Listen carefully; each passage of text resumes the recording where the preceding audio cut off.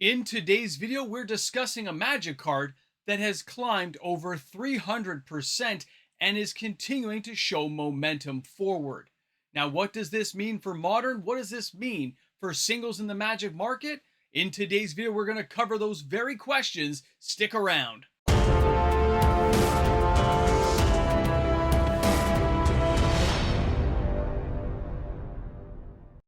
On December 16th, Wizards of the Coast, they banned some cards. Those cards being banned took apart certain decks. But that doesn't mean the deck actually went away.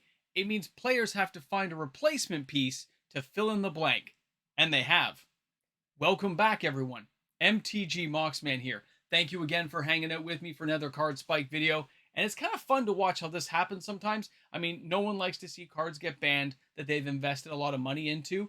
But seeing how players' creativity and ingenuity comes out and how another card fills the blank that causes another FOMO event and you can see the sales racking up. And this card, by the way, is still selling a lot. Well, beside the point, let's get to this and take a look, okay? We're starting with a different card. This isn't the hot take one yet, but I wanted to share this one with you as well because the price point of this card and how often we're seeing it in play is something to be aware of in case you own copies. So our first card is from Duskmorn, and this is Abhorrent Oculus. It's gone up about 130% in price in the last couple of weeks.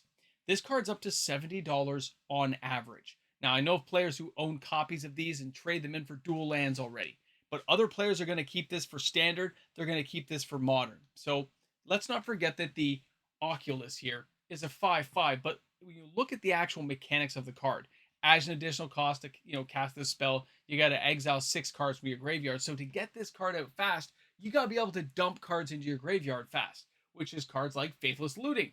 You got to be able to get those cards in there, and unbanning that card made cards like this that much more desirable. It caused synergy in the market and allowed players to do something they thought they couldn't do. They've ramped up more speed, and that makes the popularity of this card continue to grow. It makes it a very good competitive edge card. Now the card that we all, really came here to talk about and we want to take a look at. This is the Seasoned Pyromancer. This thing's up about 300%, and it is still rising in price right now. So when you look at the version I'm showing you, which is the Borderless edition, it's the one that's selling the most right now. It looks like people are blinging out their decks, but there are multiple reprints of the Seasoned Pyromancer. It's a mythic. It was down to like, what, $7? And it just started spiking up again. All versions are going up, but at different rates. Some are only up 100%, but some are up 205%. This one's up to about 300%, and the sales are still racking up. This card may actually make my top 10 video at the end of the week. We'll have to see when I do the sales rack ups on Friday and Saturday morning to see if it all comes out. But a card like this, it does fill in the blank for the Amped Raptor that got taken out, right? It doesn't do the same thing, but it is a decent card to fill in that blank until something else comes along. It offers enough versatility that players are going to fill it in and use it for now. But that means there's a lot of pressure on the actual card price because of so many people trying to buy it at the same time. And when players buy things like this at the same time, well, that causes a mini FOMO event, shortages at local stores, wish lists being created as players try to get back to that competitive build that they were playing with in the first place. So good on this card, totally there. But now when we go and look at our next card, which again has gone up about 120%, and this is the Ankh of Mishra, the 6th edition version. Now, I don't usually do all the different versions, but this is the one that's particularly selling because it was the cheapest version. So I kind of wondered what was going on with the card. And when you look into what decks are using the Ankh of Mishra, yeah, you'll find some Commander decks, Legacy, and stuff like that. But there are players trying to use this. And they're using with cards like Mind Skinner. So when you take a closer look at the Ankh and you look at Mind Skinner is a 10/1. Again, we got this from Duskmorn. It can't be blocked as a creature, and it says if a source would deal damage that you control, right, in this case the Ankh of Mishra, to an opponent, prevent that damage, and the opponent mills cards. So whenever somebody's going to try to deal with a creature, they need land in play. The Ankh of Mishra is easy to get out by turn 2. Okay, easy. 1 land, 2 land, Ankh of Mishra. Your opponents are trying to catch up, but they're taking damage. They're just kind of thinking about the Ankh. Then you drop down the Mind Skinner. Now you've got a card that whenever they take damage, they're going to flip cards, which is going to ramp up and get rid of their stuff. This works in Commander quite well. And then you look at how an Ankh of Mishra is going to also, whenever they try to lay a land, to catch up to the opponent so they can deal with the Mind Skinner, they are flipping cards each and every turn.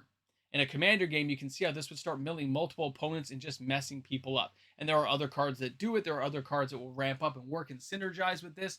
But this little combination seems to be playing in a lot of people's decks right now. So it's something to keep in mind. If you haven't seen it, well, now you have.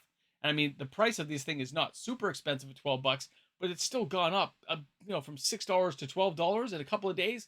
That's a lot of value, okay? Now, let's take a look at the last card that I wanted to share with you today. This is Jacked Rabbit. This is Commander Bloomborough. Now, these tribal commander decks, when the Wizards is trying to branch out and offer more tribal opportunities in Commander, they've got to build a lot of cards with slightly different abilities. Yes, some are going to be very harmonious and very similar to other decks that already exist. There's nothing new about that. But the Jacked Rabbit here, $18.97 a copy. And you can see here, late December, after the 16th, this thing started going up in price, okay? When we look at the actual sales of this card, it's going up all over the place, and it also gets tied into sold sealed commander decks. Now, I don't track as many of those because it's very hard to get that many people on board to give me the information. But when you look at individual single sales, I can track those pretty accurately, and this guy, he's pretty steady at about 300 copies a week. Okay, it's not going to make my top 10 videos, but 300 copies is pretty respectable when it's an $18 card. Now, the Jacked Rabbit does have Ravernous, which means when it enters the battlefield with X +1/+1 counters. If there's 5 or more, you get to draw a card when it enters. That's kind of nice. But when you put this with Caretaker's Talent and all the other cards that are coming along, you can see that it has that ability to generate tokens. It just gets bigger and badder and puts more things out. And there's all kinds of cards that'll trigger, like Up the Beanstalk and all those kind of card draw based on it being a big creature. This is a pretty good card. It offers some good synergy to a lot of green-white decks, just like we have Boros with the Pyromancer. We have it here as well. These are good cards to see played. They're good to see players play with them, but the price tag and some of the price spikes we're seeing are the one I'm really paying attention to, because we're seeing them far more often than we have in previous years.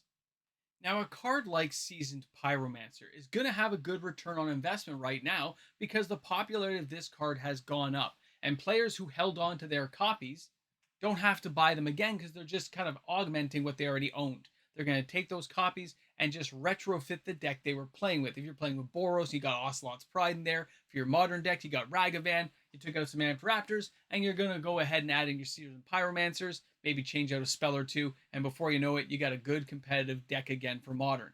It is insane to think, though, when players sell these cards off and have to rebuy them into these FOMO events, well, that's what makes navigating the market next to impossible to know ahead of time. You're not going to get the broken telephone message in time to say, I got to buy this card when it's $5. There'll be a few people who might get in, and we've seen more often than not that most of those orders end up getting canceled if a card goes too high. The store's just going to cancel it. Some stores, though, do honor their stuff. Don't get me wrong. You got to buy your local guys. You got to support them. And you know what? You buy local and you support them, they're not going to change the price on you. As long as you're not trying to buy 50 copies or something, they're going to make you whole. They're going to take care of you, because that's what a good relationship with your LGS can do. Either way, I want to thank you all for hanging out with me and being here for today's Card Spike video. There are some interesting cards like the Ankh of Mishra going up, okay? There's a lot of cards that have gone up in the last week or so, 100%. There's a whole swath of cards.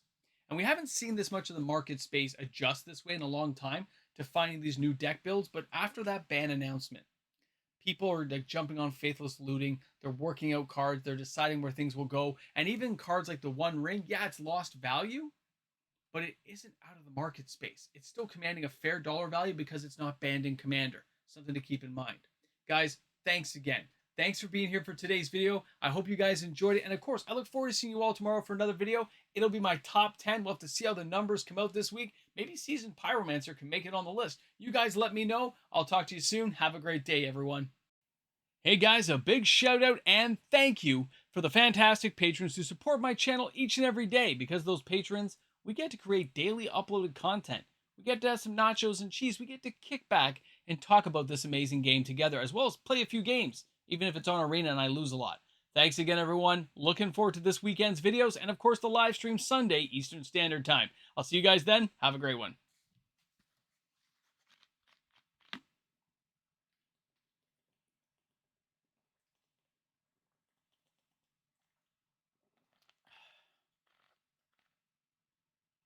Oh, hey, you made it to the Ramble Jamble. My brain's kind of empty today. After looking up all the information about the Seasoned Pyromancer, I'm glad I still have a couple of copies. That I don't have to worry. It's okay. You know what? Pretty good day. I hope you guys are having a good day too. Now let's not forget, Ramble and the Jamble.